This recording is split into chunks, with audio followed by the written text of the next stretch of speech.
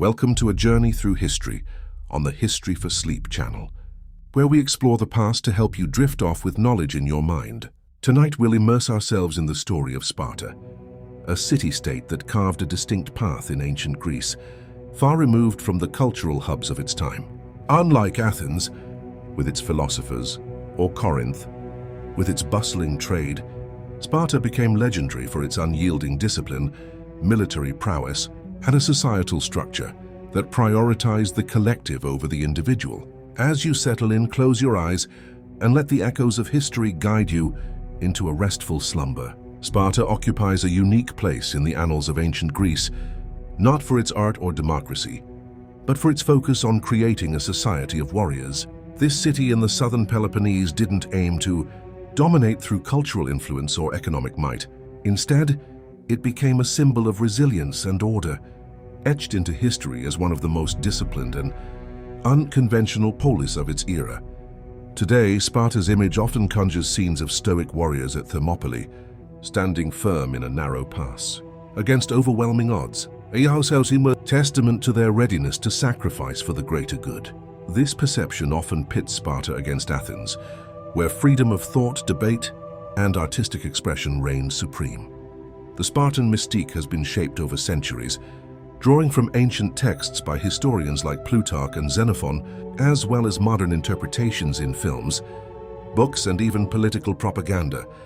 These sources portray Sparta as a society where the state's needs dictated every aspect of life. From childhood to death, citizens were molded into a system designed to ensure survival in a hostile environment. A small ruling class, surrounded by a large, often discontented population of dependents. This constant state of alertness fostered a culture of perpetual mobilization, where every man was a soldier, and every day was preparation for potential conflict. What I find particularly striking is how this singular focus on survival created a legacy that still resonates, often overshadowing the nuanced social and political mechanisms that made Sparta tick. It's a reminder of how necessity can shape a civilization in ways that endure far beyond its time. Sparta emerged in the region of Laconia, a fertile valley in the southern Peloponnese, nestled along the banks of the Eurotas River. This area was framed by natural barriers, the rugged Democritus Mountains to the west, and the Parnan Range to the east, creating a secluded pocket that shaped Sparta's insular character. Unlike coastal cities open to trade and cultural exchange, Sparta's inland position limited external interactions, but allowed tight control over its territory.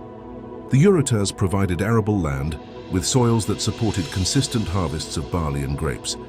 Despite the challenges of summer droughts and cooler winters, this agricultural base, managed with careful efficiency, reflected Sparta's broader ethos, a focus on sufficiency and order over luxury or excess. The city itself mirrored this practicality in its design.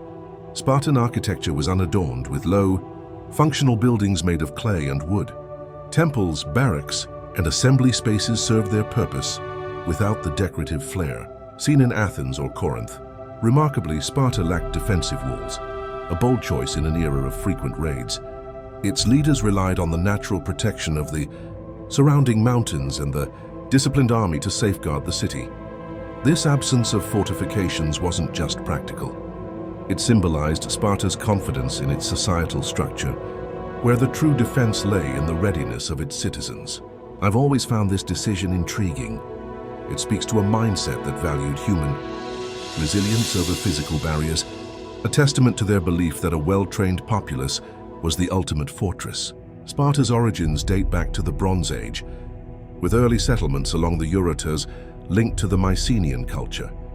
Around the 12th century BCE, the region underwent a seismic shift with the arrival of the Dorians, a warrior-focused people who brought a new societal model distinct from the palace-based Mycenaean system. These newcomers established themselves in Laconia, absorbing or subjugating the local population. Over time, 4 villages, Limnae, Mesua Pitana, and Kynasura, united to form the polis of Sparta, creating a political entity centered on military control and land distribution.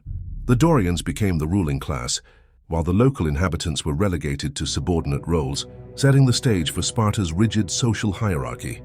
This early history underscores how geography and migration shaped a society built on control, discipline, and a constant readiness for conflict, a foundation that would define Sparta for centuries.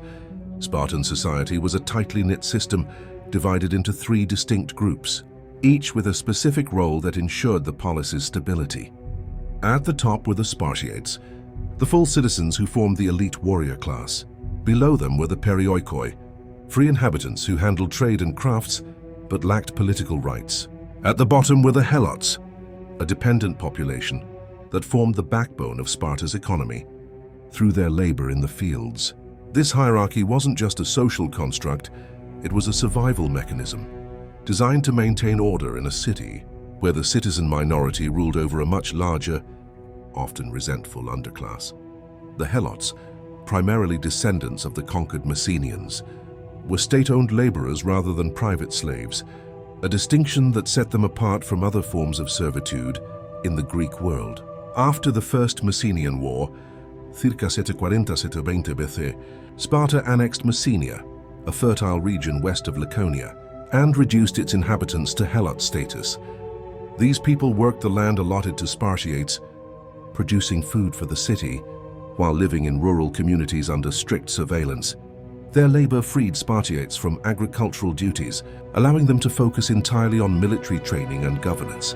However, the helots' numbers, estimated to outnumber Spartiates by at least 5 to 1, posed a constant threat of rebellion, which Sparta managed through a mix of control and intimidation. One chilling mechanism of control was the cryptia, a rite where young Spartiates were sent into the countryside to monitor and, if necessary, eliminate potential helot troublemakers. This practice wasn't just about suppression. It reinforced the Spartiates' sense of dominance and trained them in stealth and ruthlessness.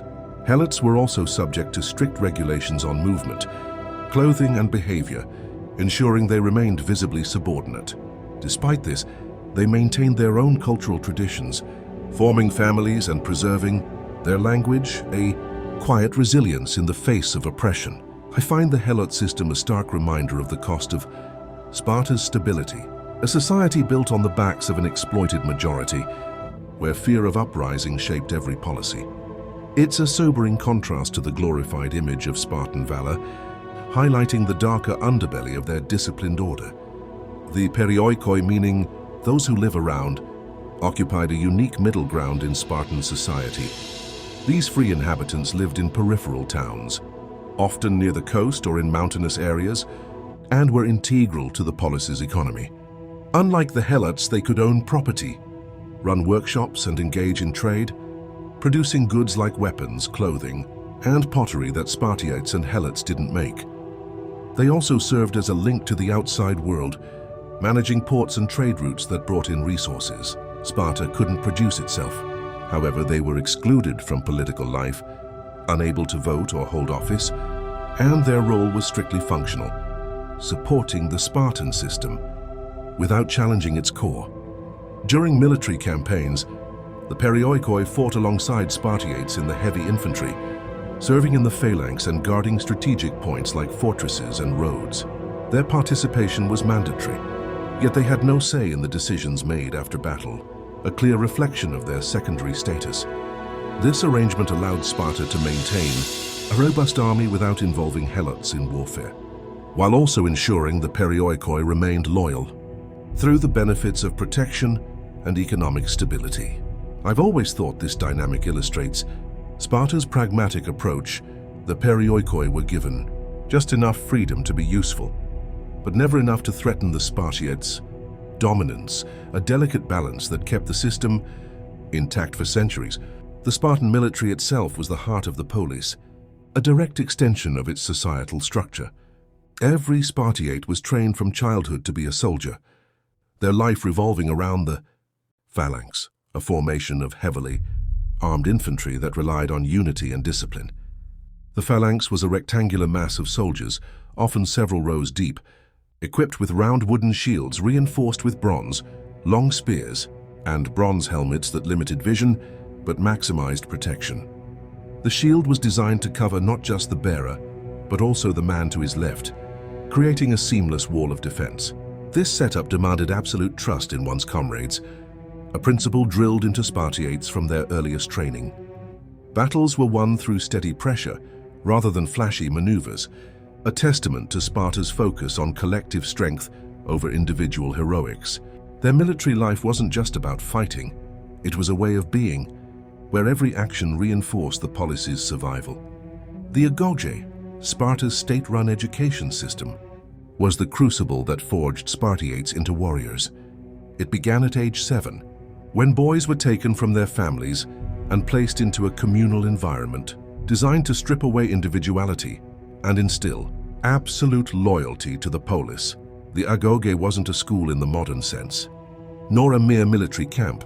It was a way of life, structured to produce citizens who were disciplined, resilient, and unyielding. Boys lived in groups, ate together, and slept in simple barracks, following a strict routine that emphasized endurance, obedience, and collective action. There was no room for personal interests or excess knowledge. The focus was on physical toughness, mental fortitude, and the ability to function as part of a unit. Training was relentless. Mornings started with physical exercises, running, wrestling, and weapons drills conducted in open fields with no luxuries. Food was deliberately scarce, teaching boys to manage hunger and ration energy, a skill vital for long campaigns. They were encouraged to steal food from helots as a test of cunning, though getting caught meant punishment, reinforcing the value of stealth and accountability. The agog also shaped their speech. Boys were taught to speak briefly and precisely, giving rise to the term laconic, derived from Laconia. This brevity wasn't just stylistic, it reflected a mindset where clarity and efficiency were paramount, whether in giving orders or making decisions on the battlefield. As they grew, boys faced increasingly challenging tasks, such as surviving alone in the countryside during the Cryptia, where they monitored helots and honed their independence. By age 18, the agoge culminated in trials of endurance, like crossing mountain passes with little food or sleep, testing their readiness to join the ranks of full citizens. Only then could they enter the Syssitia, the communal meals that marked their acceptance into the circle of equals, granting them the right to participate in governance and war. I find the agoge fascinating for its sheer intensity. It wasn't just about creating soldiers, but about embedding the polis's values into every fiber of a person's being. It's a stark contrast to modern education, where individuality is celebrated, and it makes you wonder how such a system could produce both incredible unity and, at times, a profound lack of adaptability. Spartan women held a unique position in the ancient Greek world, enjoying freedoms and responsibilities that set them apart from their counterparts in cities like Athens or Corinth. Their role was deeply tied to the polis's survival, as they were seen as the bearers of future warriors. Unlike Athenian women, who were largely confined to domestic duties, Spartan girls received a state-supported education focused on physical fitness, literacy, music, and dance. The goal was clear: healthy mothers would produce strong children capable of serving Sparta.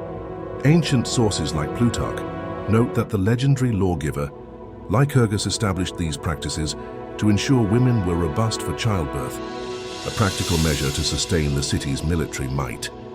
Girls trained alongside boys, running, wrestling, and throwing spears and discs, often in short tunics that shocked other Greeks. Xenophon describes how they competed publicly, showcasing their strength and endurance, qualities deemed essential for motherhood. This physical regimen wasn't just about health. It instilled a sense of duty and resilience, preparing them to raise disciplined sons. Spartan women also had significant economic power, a rarity in Greece. They could inherit and manage land, especially as men died in frequent wars. Aristotle notes that by the 4th century BCE, nearly 2/5 of Spartan land was owned by women, a result of high male mortality and inheritance laws that favored daughters in the absence of sons. For instance, Cynisca, daughter of King Archidamus II, used her wealth to become the first woman to win at the Olympic Games in 496 BCE, funding a chariot team, a feat that underscored their societal influence. Their primary role, however, was as mothers of warriors. Spartan women were expected to instill a sense of duty in their sons, preparing them for the agoge and a life of service. Plutarch recounts tales of mothers who valued the polis over personal loss. One woman, upon hearing of her 5 sons' deaths, reportedly said, "I bore them for Sparta, not for myself." Another, Gorgo, wife of King Leonidas, famously told a foreign woman, "We command men because we give birth to men," a line that captures their pride in shaping Sparta's strength. Other Greeks viewed Spartan women with a mix of awe and disapproval. Athenians, accustomed to secluded women, found their freedom and boldness scandalous. Aristotle criticized their influence, blaming them for Sparta's eventual decline, while Euripides portrayed them as strong but coarse. I think this contrast highlights a broader cultural divide. Sparta valued utility and collective strength, even in its women, while other polis prioritized male dominance and female submissiveness, a difference that made Spartan women both admired and misunderstood. Sparta's political system was a carefully balanced structure that ensured stability and reinforced its militaristic culture, distinguishing it from other Greek city-states. At its core was a dual monarchy, a rare feature in the ancient world, with 2 kings ruling simultaneously, one leading the army, the other handling religious duties. These kings came from 2 ancient families, the Agiads and Eurypontids, both claiming descent from Heracles. Plutarch, in his Life of Lycurgus, explains that Lycurgus established this dual system to prevent tyranny, ensuring the kings checked each other's power. For example, during the Persian Wars, King Leonidas I led troops at Thermopylae, while the other king remained in Sparta, conducting rituals to secure divine favor, a division that blended military and spiritual leadership. Supporting the kings were 3 key institutions: the Gerousia, the Ephors, and the Apella. The Gerousia, or Council of Elders, consisted of 28 men over 60, elected for life based on wisdom and merit, plus the 2 kings. As Xenophon, in his Lacedaemonian constitution, notes that the Gerousia prepared laws, advised on policy, and judged serious crimes such as treason, with the power to exile or execute. The Ephors, 5 annually elected officials, acted as overseers, ensuring the kings and citizens adhered to Spartan traditions. Plutarch recounts how Ephors could fine or even depose a king, as seen when they punished King Pausanias in the 5th century BCE for negotiating with the Persians. They also managed daily affairs, from education to public discipline. The Apella, a monthly assembly of all Spartiates over 30, voted on major issues like war and peace by shouting their approval or dissent, a primitive form of democracy that gave citizens a voice, albeit a limited one. This system created a delicate balance of power. The kings led, but the Ephors constrained them. The Gerousia advised, but the Apella had the final say on proposals. Aristotle praised Sparta for blending monarchy, oligarchy and democracy, kings as monarchs, the Gerousia as an oligarchic council, and the Apella as a democratic element. This equilibrium prevented any single entity from dominating, ensuring decisions served the polis's survival. For instance, in the 6th century BCE, when King Cleomenes sought more power, the Ephors and Gerousia blocked him, preserving the system's integrity. I find this structure remarkable for its foresight. It prioritized collective stability over individual ambition, a principle that allowed Sparta to weather crises like the Aegae, Persian wars and Helot revolts, though it also made the city resistant to change, a flaw that would later contribute to its decline. The Spartan military was the cornerstone of its society, a living embodiment of its values of discipline, unity, and sacrifice. Every Spartiate was trained from childhood to take his place in the phalanx, a formation that defined Greek warfare and made Sparta a dominant force. The phalanx was a dense rectangular formation of heavily armed infantry, or hoplites, typically arranged in rows 8 to 12 deep. Each man carried a round wooden shield, reinforced with bronze, measuring about 1 meter in diameter. This shield, called a hoplon, was unique. It protected not just the bearer but also the man to his left, creating an overlapping wall of defense that demanded absolute trust in one's comrades. A bronze helmet covered most of the head, with a narrow slit for the eyes, limiting peripheral vision but enhancing focus on the enemy ahead. A breastplate and greaves protected the chest and legs, ensuring mobility without sacrificing defense. The primary weapon was a spear, about 2.5 meters long, used for thrusting rather than throwing. Its bronze tip could pierce enemy shields or target vulnerable spots, while a weighted end served as a counterbalance or backup weapon. A short sword was kept for close combat, when the lines clashed and spears became impractical. The phalanx moved as a single unit, advancing slowly but relentlessly, its front row jabbing with spears, while the rear rows added weight and pressure. Commands were minimal. Spartans relied on drills, signals, and an innate sense of rhythm to maintain cohesion. Unlike modern armies, the commander fought within the formation, leading by example rather than issuing orders from a distance. This approach minimized improvisation.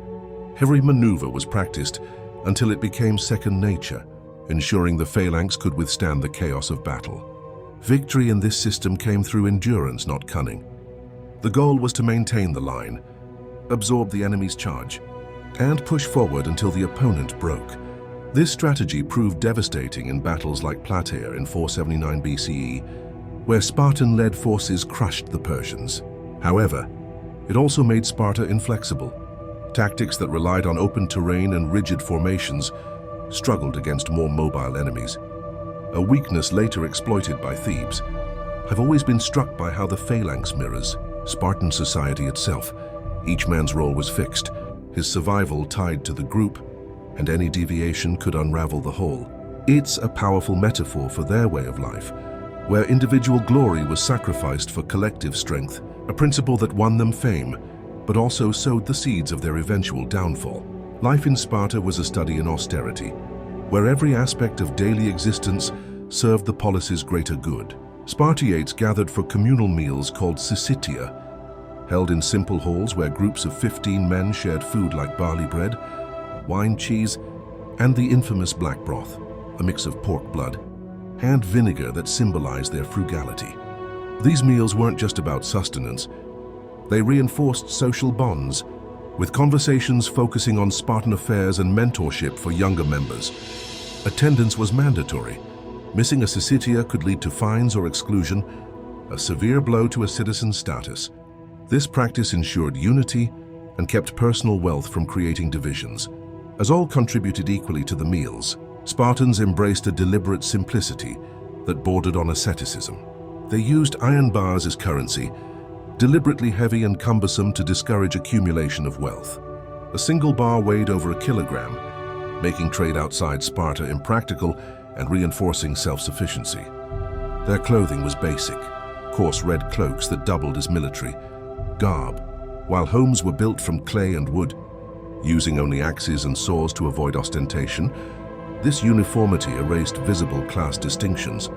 Our king looked little different from a common Spartiate. Children walked barefoot and ate sparingly, training them to endure hardship from a young age. I find this rejection of luxury fascinating. It wasn't just practical but ideological, a way to eliminate envy and focus on duty, though it also isolated Sparta from the cultural richness of other Greek cities. Religion and tradition anchored their lives. Spartans revered gods like Apollo, Ares, and Artemis, seeing them as guardians of their way. Temples, such as the sanctuary of Artemis Orthia, hosted rituals where sacrifices and chants sought divine favor. Before campaigns, kings consulted the Delphic oracle, and priests read omens in animal entrails, reflecting a deep belief in divine guidance. Festivals like the Gymnopedia brought the community together with dances and songs honoring their heritage. Lycurgus, the semi-mythical lawgiver, was venerated as a divine figure, his laws treated as sacred. Work was divided by role. Spartiates trained for war, women managed households, and helots toiled in the fields, growing crops to sustain the city. This rigid division ensured efficiency, but also stifled innovation. As Sparta prioritized stability over progress, a choice that defined both its strength and its eventual decline. The Greco-Persian Wars marked Sparta's zenith, showcasing its military prowess and cementing its legend as the shield of Greece. In 480 BCE, Persian King Xerxes launched a massive invasion. His army, estimated at 100,000 to 200,000 men drawn from across his empire. From Media to India, he bridged the Hellespont with ships and marched toward Greece, his fleet shadowing the coast. Sparta, alongside Athens and other polis, rallied to resist. The defining moment came at Thermopylae, a narrow pass between cliffs and sea, where Spartan king Leonidas I led a small force to delay the Persian advance. This battle, though a defeat, became a symbol of courage against overwhelming odds. Leonidas took just 300 Spartiates, elite warriors each with a living son, to ensure their lineage survived. Joined by about 4,000 allies from Thebes, Thespiae and other cities, they aimed to hold the pass while Greece mobilized. The Spartans couldn't send more sacred laws during the Carneia festival. Honoring Apollo forbade a full campaign. For 3 days they held firm. On the first day, the Persians sent their Median infantry, who crumpled against the Spartan phalanx. Their light shields no match for Greek spears. Xerxes then unleashed his immortals, an elite unit of 10,000, but they too faltered. Their short spears ineffective against the disciplined wall of hoplites. The second day saw Persian archers and cavalry, but the Spartans formed a turtle with their shields, deflecting arrows, while their spears repelled horsemen in the tight pass. The third day brought betrayal. A local Ephialtes showed the Persians a mountain path to outflank the Greeks. Knowing defeat was imminent, Leonidas dismissed most allies, keeping his 300 Spartiates and 700 Thespians who chose to stay. Surrounded, they fought to the last, using spears, then swords, and finally fists and stones. Leonidas fell and his men died defending his body. Xerxes took the pass, but at a staggering cost, losing thousands. The stand at Thermopylae bought Greece time, leading to victories at Salamis and Plataea. The story, immortalized by a monument inscribed, "Go tell the Spartans, stranger passing by, that here, obedient to their laws we lie," blends history with myth.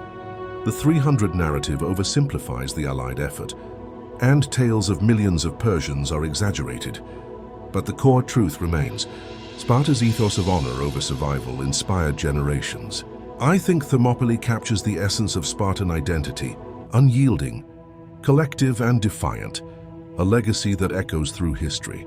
The Peloponnesian War, 431–404 BCE, marked the height of Spartan power, a grueling conflict that pitted Sparta and its Peloponnesian League against Athens and its Delian League. The war stemmed from growing tensions between Sparta's land-based military dominance and Athens' naval supremacy, fueled by Athenian expansionism. Sparta, wary of Athens' growing influence, sought to curb its rival's power, while Athens aimed to maintain its empire. The war unfolded in phases, with Sparta initially relying on its superior hoplite army to ravage Athenian lands, while Athens used its navy to strike Spartan allies and avoid direct land battles. Sparta's strategy shifted decisively when it secured Persian funding, a pragmatic move that allowed it to build a fleet capable of challenging Athens at sea.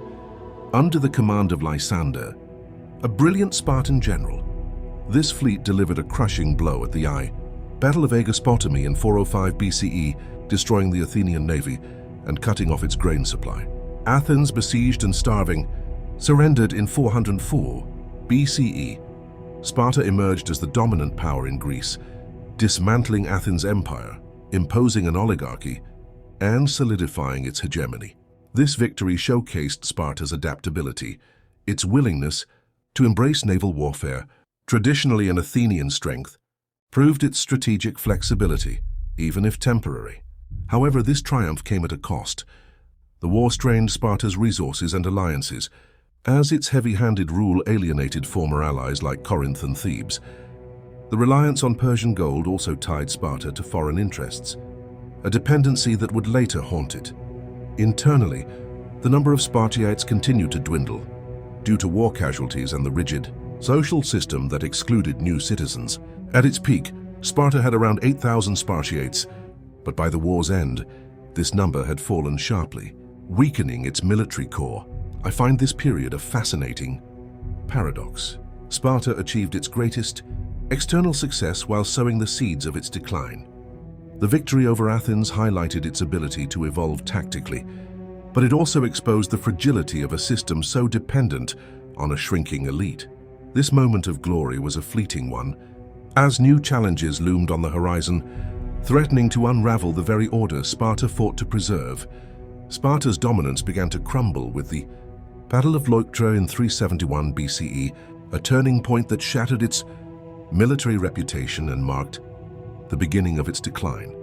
By this time, Sparta's harsh rule over its allies had bred resentment, particularly in Thebes, which sought to break free from Spartan control. The Theban general Epaminondas, a tactical genius, led an army against Sparta, introducing innovations that would expose the limitations of the Spartan phalanx. At Leuctra, in the plains of Boeotia, Sparta mustered 12,000 hoplites, including just 700 Spartiates, under King Cleombrotus I. Thebes countered with a smaller, but strategically superior force, bolstered by the Sacred Band, an elite unit of 150 pairs of warriors, renowned for their loyalty and skill. Epaminondas deviated from traditional Greek tactics by massing his left flank 50 rows, deep, far deeper than the standard 8, concentrating his strength against the Spartan right, where Cleombrotus and the Spartiates stood. When the armies clashed, the Theban left smashed through the Spartan line, while their cavalry outflanked the enemy, sowing chaos. The Sacred Band struck with precision, and Cleombrotus fell, along with 400 Spartiates, a devastating loss for a group already dwindling in number. For the first time, the Spartan phalanx broke, and its aura of invincibility was shattered. The defeat sent shockwaves through Greece, as Sparta's allies began to defect, sensing its weakness. The aftermath was catastrophic. In 370 BCE, Epaminondas invaded Laconia, a region untouched by enemy forces for centuries, burning fields and encouraging Helot revolts. Messenia, the breadbasket of Sparta, gained independence, depriving the city of half its land and labor force. The Spartan army shrank to just 2,000 hoplites, and the Peloponnesian League fractured as cities like Corinth and Argos aligned with Thebes. Thebes rose as the new hegemon, while Sparta's influence waned. I think Leuctra is a stark reminder of how rigid systems can falter when faced with innovation. Epaminondas' tactics exploited Sparta's inflexibility, showing that even the most disciplined army could be undone by a failure to adapt, a key lesson that resonates beyond military history into the broader challenges of societal change. The decline of Sparta after Leuctra was accelerated by deep internal crises that eroded the foundations of its society. The most pressing issue was the shrinking number of Spartiates, the full citizens who formed the core of its military and political system. At its height, Sparta boasted around 8,000 Spartiates, but by the 4th century BCE, this number had plummeted to under 1,000 ton. Wars like the Peloponnesian conflict and Leuctra claimed many lives, but the Agoges' harsh selection process also played a role, weeding out those who couldn't endure its rigors. Additionally, the Syssitia system, where citizens had to contribute food to communal meals, excluded those who couldn't afford it, further reducing the citizen pool as land. Ownership became concentrated among a few wealthy families. The Helots, the dependent labor force, posed an even greater challenge. Outnumbering Spartiates by at least 5 to 1, they were a constant source of tension, their potential for rebellion a perpetual threat. After Leuctra, when Messenia broke free, Sparta lost a significant portion of its Helot population, crippling its agricultural base. Those who remained grew bolder, inspired by Theban victories, and small uprisings became more frequent. The Cryptia, once an effective tool of control, could no longer suppress a population increasingly aware of Sparta's vulnerability. The Helots' labor had always been the bedrock of Spartan society, freeing Spartiates to focus on war, but this dependency became a liability as their numbers and discontent grew. Economic inequality also deepened the crisis. By the 4th century BCE, Aristotle notes that 2/5 of Spartan land was owned by women, a result of inheritance laws that favored daughters when male heirs died in battle. This concentration of wealth left many Spartiates landless, unable to meet Syssitia requirements, and thus stripped of citizenship. The rigid social structure, which barred Helots and Perioikoi from becoming citizens, prevented Sparta from replenishing its ranks. I find this internal unraveling a poignant irony. Sparta's system, designed for stability, became its undoing. The very mechanisms that ensured control, exclusivity, helot subjugation, and economic rigidity created a society too brittle to withstand external shocks, highlighting the fragility of a state that prioritized tradition over reform. Sparta's decline was not just a matter of military defeat or internal strife. It was a failure to adapt to a changing world. The Greek landscape of the 4th century BCE was shifting, with new powers and tactics emerging that challenged Sparta's traditional strengths. The rise of Macedonia under Philip II exemplified this shift. Philip, who unified Macedonia in the 340s BCE, revolutionized warfare with the sarissa, a 5-meter-long pike that gave his phalanx greater reach than the Spartan spear. At the Battle of Chaeronea in 338 BCE, Philip's forces crushed a Greek coalition, including Thebes and Athens, while Sparta, too weak to join, stood on the sidelines. Philip sent a message to Sparta: "If I enter Laconia, I will raze you to the ground." Sparta's laconic reply, "if," was a defiant echo of its past, but it masked a stark reality. The city lacked the strength to resist. Sparta's refusal to evolve was rooted in its rigid adherence to Lycurgus's laws. It never built a navy to rival Athens or Macedonia, nor did it develop trade to bolster its economy. The city's disdain for walls, once a symbol of confidence, left it vulnerable as enemies grew bolder. While other states formed alliances and embraced diplomacy, Sparta clung to its isolationist ethos, viewing change as a betrayal of its values. Even after Leuctra, Sparta resisted reform. Later attempts by kings like Agis IV and Cleomenes through in the 3rd century BCE to redistribute land and expand citizenship were met with fierce opposition from the elite, who feared losing their privileges. These reforms came too late to reverse the decline. By the 2nd century BCE, Sparta's influence had faded. The Achaean League absorbed it in 195 BCE, reducing it to a minor player, and Rome completed its subjugation in 146 BCE, turning Laconia into a province. The city that once dominated Greece became a historical relic, its red cloaks and iron discipline no match for the empires that followed. I think Sparta's story is a cautionary tale about the dangers of inflexibility. Its strength lay in its unyielding commitment to tradition, but that same commitment blinded it to the need for change, leaving it unable to navigate a world where adaptability, not just discipline, determined survival. Sparta's fall was quiet, but its legacy has endured, resonating through history and culture in ways that few ancient societies can match. Once a dominant power, Sparta faded into obscurity under Roman rule, its fields and barracks a shadow of their former glory. Yet the ideals it embodied, discipline, sacrifice, and collective strength, have left an indelible mark on the world. The story of Thermopylae, where Leonidas and his 300 Spartiates stood against Xerxes, became a timeless symbol of heroism, inspiring countless retellings, from ancient Greek poetry to modern films like 300. The phrase "molon labe shall come and take them," attributed to Leonidas when Xerxes demanded his weapons, remains a rallying cry for defiance against tyranny. Sparta's influence extends beyond military law. Its political system, with its balance of monarchy, oligarchy, and limited democracy, fascinated philosophers like Plato and Aristotle, who saw in it a model of stability, even if flawed. The concept of laconic speech, born from Sparta's emphasis on brevity, entered the English language as a testament to their cultural impact. In the 18th and 19th centuries, European thinkers and revolutionaries drew on Sparta as an ideal of civic virtue and martial valor, often glossing over its reliance on helot labor. During the Enlightenment, figures like Rousseau admired Sparta's focus on the collective good, seeing it as a counterpoint to individualism, a view that later influenced totalitarian regimes, which co-opted Spartan imagery for their own ends. Today, Sparta's legacy is a double-edged sword. It inspires admiration for its discipline and unity, as seen in modern military training, programs that echo the Agoge's emphasis on endurance. Yet it also serves as a warning. A society so rigid so dependent on exploitation and so resistant to change cannot endure in a dynamic world. I find Sparta's enduring appeal lies in its contradictions.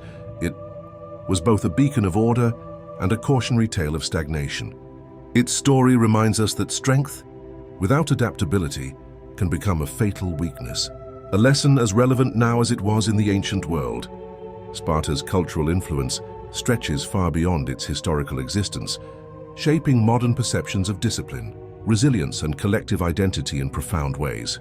The image of the Spartan warrior, stoic, unyielding, and ready to die for the greater good, has become a powerful archetype in contemporary society. This is most evident in popular culture, where Sparta often serves as a symbol of ultimate sacrifice and martial prowess.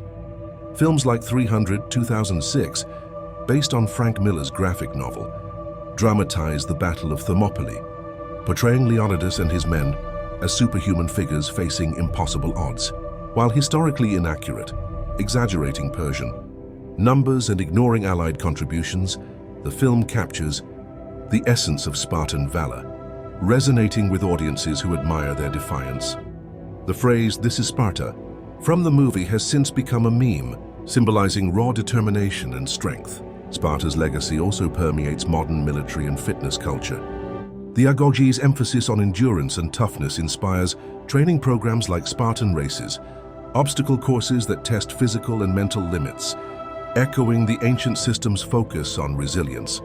Militaries worldwide study Spartan tactics, particularly the phalanx, as an early example of disciplined unit cohesion, while the concept of Molonlabe has been adopted by groups advocating for personal freedom, especially in the context of Second Amendment rights in the United States.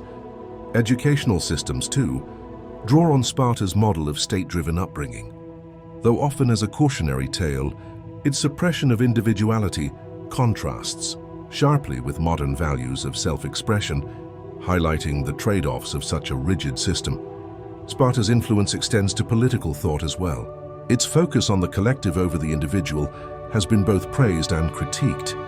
During the 20th century, totalitarian regimes like Nazi Germany idealized Sparta, misinterpreting its system as a blueprint for authoritarian control, ignoring the helot exploitation that underpinned it. Conversely, democratic societies admire Sparta's balance of power, with its dual kings, Gerousia and Ephors, as an early experiment in mixed governance. I think Sparta's modern legacy is a testament to its complexity. It inspires awe for its discipline and unity, but also prompts reflection on the costs of such a system, from the loss of personal freedom to the reliance on an oppressed underclass, making it a mirror for our own societal values and challenges. As we close our journey through Sparta's history, it's worth reflecting on the lessons this ancient polis offers to the modern world. Sparta's rise and fall encapsulate the strengths and pitfalls of a society built on absolute discipline and collective purpose. At its peak, Sparta demonstrated the power of unity and training, its phalanx a literal and metaphorical wall against external threats. The stand at Thermopylae, the victory in the Peloponnesian War, and the Agogi's ability to produce warriors of unparalleled skill all highlight what a focused society can achieve. Yet these same strengths, its rigidity, its reliance on helot labor, and its resistance to change became its undoing, as seen in the defeat at Leuctra and the rise of more adaptable powers like Macedonia and Rome. Sparta teaches us the value of discipline and preparation, but also the dangers of inflexibility. Its refusal to reform, whether by expanding citizenship or embracing new tactics, left it vulnerable in a changing world. The helot system, while enabling Spartan military focus, created a constant internal threat, a reminder that no society can thrive on exploitation without risking collapse. The concentration of land and wealth, which eroded the Spartiate class, underscores the perils of inequality. Even in a system designed to suppress it, Sparta's story also challenges us to balance individual freedom with collective responsibility, a tension that remains relevant in debates over governance, education, and social policy today. Perhaps the most enduring lesson from Sparta is the need for adaptability. Its laws, attributed to Lycurgus, were treated as sacred, But this reverence for tradition blinded Sparta to the need for evolution. In contrast, states like Athens, which embraced change through democracy and cultural innovation, left a broader legacy, even if they too faced their own crises. I find Sparta's story a poignant reminder that strength alone isn't enough. Resilience requires the ability to grow, to learn and to adjust. As you drift off to sleep, let Sparta's legacy linger in your thoughts, a city of warriors, a symbol of order, and a cautionary tale of what happens when the past becomes a prison, rather than a foundation for the future.